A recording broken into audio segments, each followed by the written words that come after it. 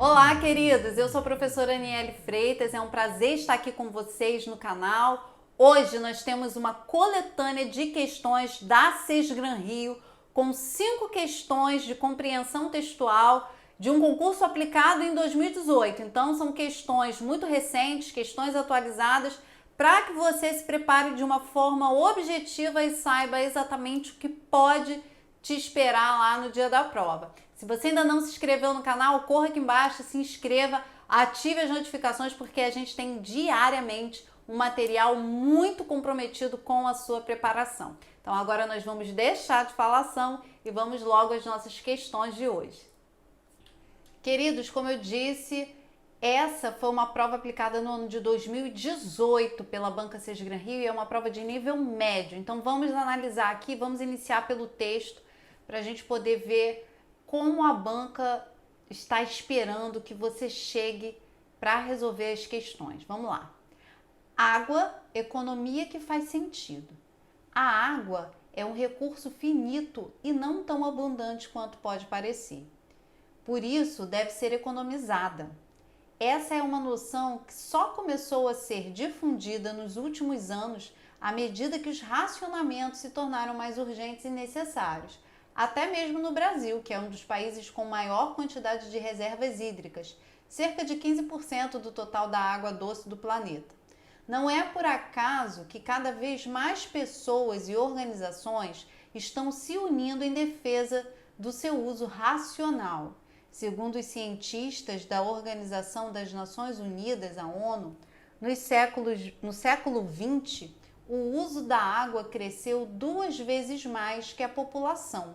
A situação é tão preocupante que existe quem reveja uma guerra mundial originada por disputas em torno do precioso líquido. Para não se chegar a esse ponto, a saída é poupar. E o esforço tem que ser coletivo. São questões de comportamento que se encontram no centro da crise, diz o relatório da ONU sobre a água no mundo. A ideia de que sobra água se deve ao fato de que ela ocupa 70% da superfície terrestre, mas 97,5% desse total é constituído de água salgada. 2/3 do restante se encontram em forma de gelo, nas calotas polares e no topo de montanhas. Se considerarmos só o estoque de água doce renovável pelas chuvas, chegamos a 0,002% do total mundial. Mesmo a suposta fartura hídrica do Brasil é relativa. A região Nordeste, com 29% da população, conta com apenas 3% da água, enquanto o Norte, com 7% dos habitantes, tem 68% dos recursos. Até na Amazônia, pela precária infraestrutura, há pessoas não atendidas pela rede de distribuição. Portanto, a questão muitas vezes não se resume à existência de água, mas às condições de acesso a um bem que deveria ser universal. Somados os dois problemas, resulta que 40% da população mundial não contam com abastecimento de água. 5 milhões de crianças morrem por ano de doenças relacionadas à escassez ou à contaminação da água. Sujeira é o que não falta. 2 milhões de toneladas de detritos são despejados em lagos, rios e mares no mundo todo dia, incluindo lixo químico, lixo industrial, dejetos humanos e resíduos de agrotóxicos. Esse texto foi um texto retirado aí, então, da revista Nova Escola. Pessoal, questão 1 aí, a primeira questão traz o seguinte pra gente, ó, segundo o texto, uma causa de contaminação da água no mundo é a ou o? Então, olha só, segundo o texto, o que a gente sabe sobre esse comando? A gente já viu isso aqui em vídeos anteriores, olha só. Segundo o texto, quer dizer o quê? Que a gente vai encontrar o que está realmente contido no texto, muitas vezes de forma literal, tá? Então, a gente vai analisar aqui as alternativas para a gente ver o que de fato está lá no texto, né? Em relação à causa, e ele quer uma causa de contaminação da água no mundo. Observe o seguinte, gente, questões de interpretação de texto, elas vão trazer para a gente algumas situações, né? Então, um exemplo, a questão ela pode, quando ela traz segundo texto e ela traz exatamente a orientação do que você tem que encontrar contido no texto, nesse caso, a causa de contaminação da água, ela pode trazer, as alternativas podem trazer aí outras questões que também estejam no texto, mas que não estejam relacionadas à contaminação da água, né? E a gente viu várias questões dentro do texto. O texto ele vai trazer várias questões. Então vamos analisar a causa de contaminação. Será que é a baixa quantidade de água do Nordeste para abastecer 29% da população? Bem, o texto fala sim sobre a baixa quantidade de água no Nordeste, mas não é essa a causa da contaminação da água no mundo, não, né? Será que seria a precariedade da redução de distribuição da Amazônia para atender a toda a população? Bem, o texto também fala da precariedade da rede de distribuição da Amazônia, porém, não é essa a causa de contaminação da água do mundo. Será que seria aí a redução do estoque de água doce renovável pelas chuvas para apenas 0,002% do total do mundo? Não, também não. O texto fala sobre essa redução, né, sobre esse número aqui da água que realmente é a água renovável, que é a água da chuva, mas não é essa a causa de contaminação. Seria o aumento do racionamento da água em muitos países devido à situação recente de escassez? Também não. Né? O aumento do racionamento é exatamente pela situação de escassez, mas não leva a ser a causa de contaminação da água do mundo. E a letra E diz o seguinte: despejo de dejetos humanos, lixo industrial e agrotóxicos em lagos, rios e mares diariamente? Ah, sim, e realmente a gente encontra isso no texto. Vamos dar uma olhadinha lá no texto, olha só. No final, ele diz o seguinte, olha só, 2 milhões de toneladas de detritos são despejados em lagos, rios e mares no mundo todo dia, incluindo lixo químico, lixo industrial, dejetos humanos e resíduos de agrotóxico. E olha como é que ele inicia o período, ó, sujeira é o que não falta. E se a gente for um pouquinho mais...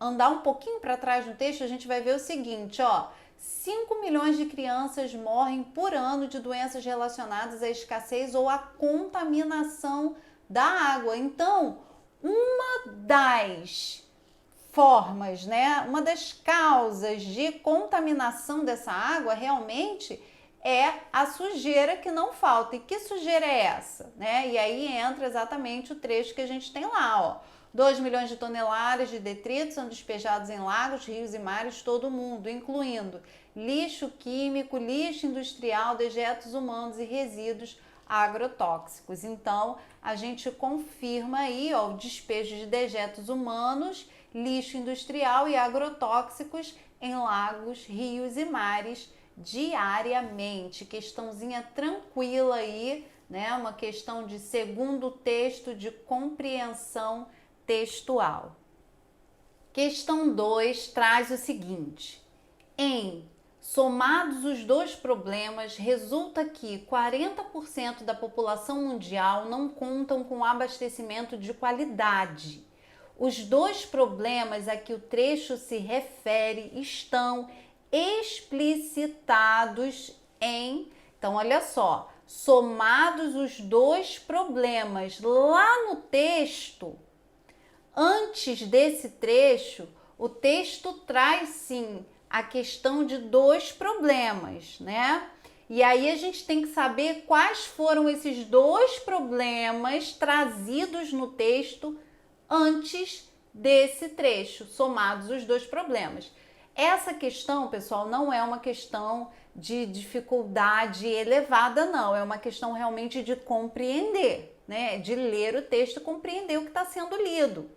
E aí diz o seguinte, vamos ver aí quais são esses dois problemas que somados, né, resulta em 40% da população mundial não contarem com abastecimento de qualidade. Será que o caso aqui é, segundo os cientistas, a Organização das Nações Unidas no século XX, o uso da água cresceu 2 vezes mais que a população? Então aqui, olha só, a gente não tem 2 problemas. A gente teria aqui, né, um problema só. No século XX, o uso da água cresceu 2 vezes mais que a população. Vamos ver a letra B. A situação é tão preocupante que existe quem preveja uma guerra mundial originada por disputas em torno do precioso líquido. Aqui, ó, situação preocupante é qual? A guerra mundial, né? Então aqui seria só um problema também.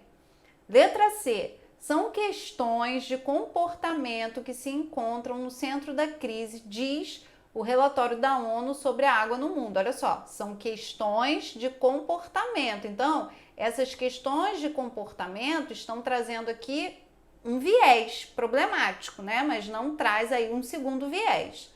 Vamos ver a letra D. Portanto, a questão muitas vezes não se resume à existência de água, ó, não se resume aqui à existência de água, mas às condições de acesso a um bem que deveria ser universal. Então, aqui a gente tem a sinalização de 2 problemas, né? A existência de água, que a gente vê no texto, né, que a água, ela não é a água que seria uma água para o consumo, ela não é uma água em abundância, né, tendo em vista a proporção de águas do planeta.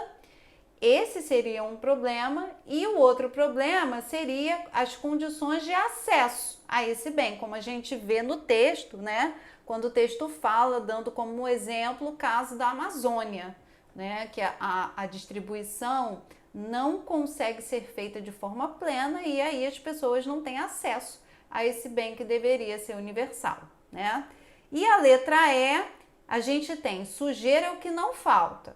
2 milhões de toneladas de detritos são despejados em rios e mares no mundo inteiro. Então aqui a gente teria também só um problema, sujeira, né? A opção em que a gente tem 2 problemas, exatamente a letra D de dado, ok?